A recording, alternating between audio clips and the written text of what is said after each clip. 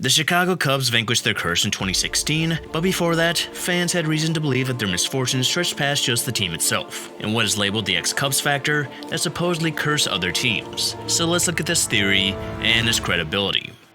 Totally sports-esque. Major League.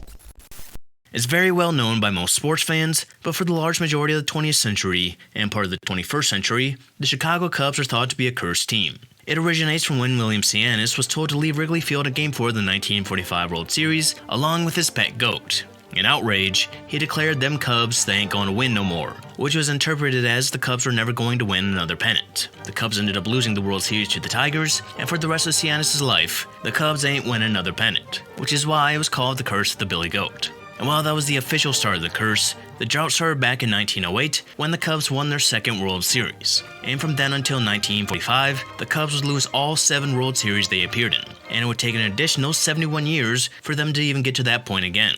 And in the gap, there were numerous incidents that further proved the curse, such as a black cat walking from their dugout in the midst of the pennant race in 1969, Leon Durham's error in 1984, the Steve Bartman game, numerous unfortunate injuries, and years of uncompetitive play.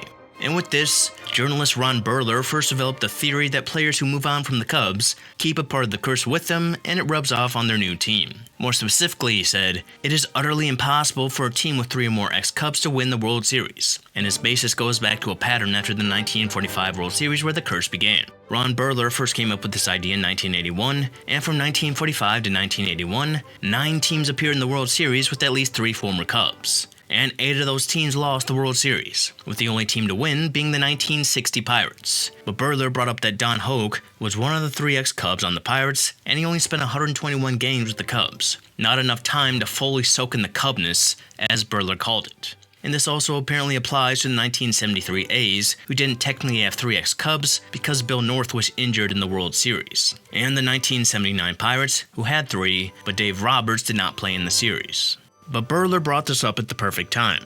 The theory only gets so many chances with at least 3 former Cubs having to be involved, and there was a gap in between as after the 1948 Braves, 1952 Dodgers, 1958 Braves, and the 1961 Reds. The next chance didn't come until the 1976 World Series with the Yankees. Then the next 2 World Series, the Dodgers, with 3 ex-Cubs, lost to the Yankees. And after the previously mentioned 1979 World Series, the 1980 Royals, with 3 ex-Cubs, would lose to the Phillies in the World Series. And Burler published the article before the 1981 World Series started, and theorized that since the Yankees had 5 former Cubs, they would lose the World Series to the Dodgers, even though they were heavily favored. And he was right, as the Dodgers won the World Series in 6 games. So from 1976 to 1981, the Yankees went to 4 World Series and went 2-2, with their 2 losses coming with at least 3 former Cubs. Meanwhile, the Dodgers' only World Series win in this time came when the team had less than 3 former Cubs. Kind of a perfect storm that continued through the decade, as it happened again in 1983 to the Phillies, who lost to the Orioles. Then 1 year later, it happened to the Padres,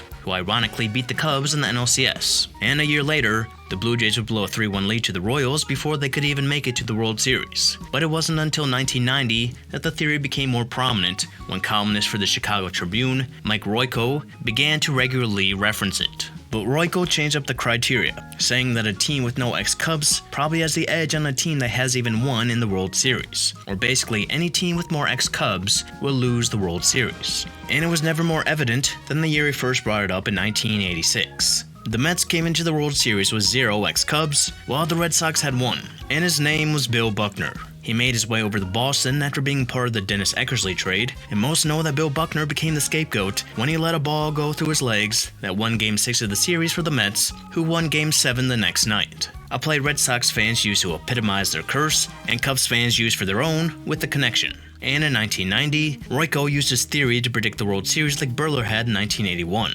And they were both right, as though the Oakland A's were heavily favored over the Reds, they had 1 more ex-Cub than the Reds at 3, and ended up being swept. Burler's theory would be proven right 2 more times in the 90s, both times being the Braves, whose only World Series in Atlanta before 2021 came with only 2 former Cubs. And it would be proven again to start the 21st century when the Mets lost the Subway Series with 4 former Cubs. But everything changed in 2001.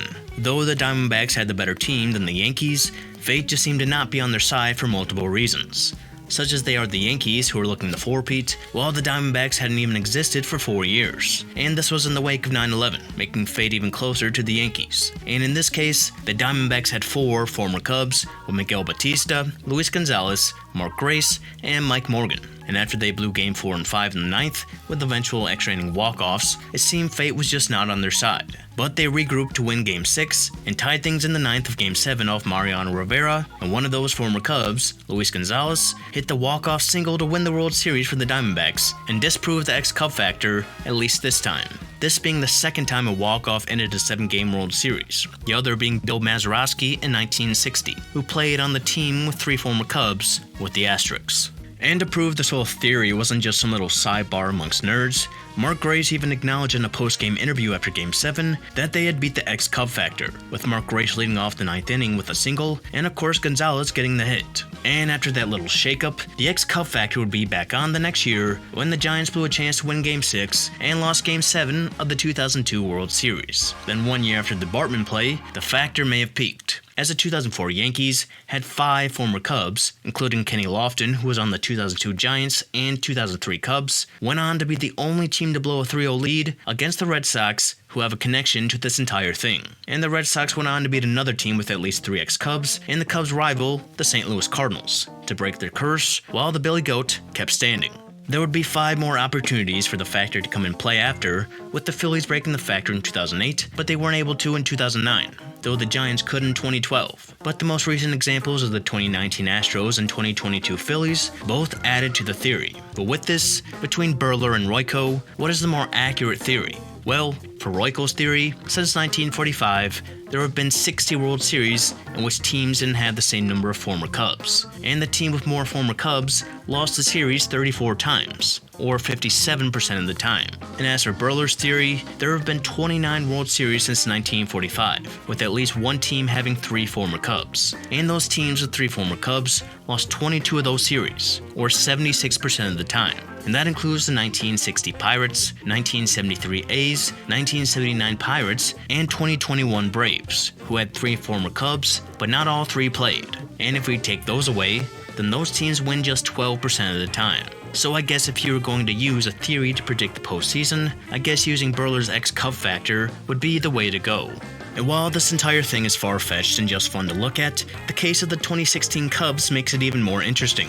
The pennant-winning team with the most former Cubs since 1945 is the 2016 Cubs, as after doing extensive research, I have found everyone on this team was a Cub at one point. And since that year, 2 players on that World Series roster would play in another World Series, with Jorge Soler in 2021 and Aroldis Chapman in 2023, with both winning the World Series and Soler winning World Series MVP. But these 2 weren't really a part of the main core that the Cubs built for years and plan to continue to build on, as both were gone by the next year. But the 2016 Cubs aftermath is interesting to look at this point, especially in comparison to the other most notable curse-breaking team, the 2004 Red Sox. The main difference here being the Red Sox built off the 2004 team to sustain success, with multiple members of the 2004 team winning the World Series in 2007 and one being there in 2013. The Cubs did make the NLCS in 2017, but haven't won a playoff game since. And that 2004 Red Sox team had 2 huge parts already inducted into the Hall of Fame, with Pedro Martinez and David Ortiz. And off-the-field issues have prevented Manny Ramirez and Curt Schilling from also getting in.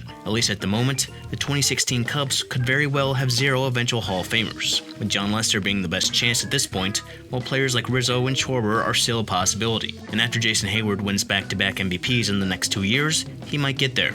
But fans would take that 1 year over many years of almost. And while the ex-Cub factor is just a fun theory, it may not be as painful as theories proposed by other fan bases, such as the Mariners or the extinct Expos, who instead of feeling their former players curse other teams in the postseason, they instead helped them reach the pinnacle, such as former 90s Mariners helping the Yankees in the late 90s and 2000s, and another 90s Mariner in Randy Johnson, who is a part of the ex-Mariner and ex-Expo factor, as he started with the Expos, then went to the Mariners, then eventually won it all with the Diamondbacks. And players like Gary Carter and Pedro Martinez, who started their career with the Expos and went on to have Hall of Fame careers, then won it all with other teams. These are just the things diehard fans who suffer for a long time notice, like someone who thrives when they're not with you, or maybe you hurt them so bad they were never able to recover, but they eventually rise from the ashes to laugh in your face.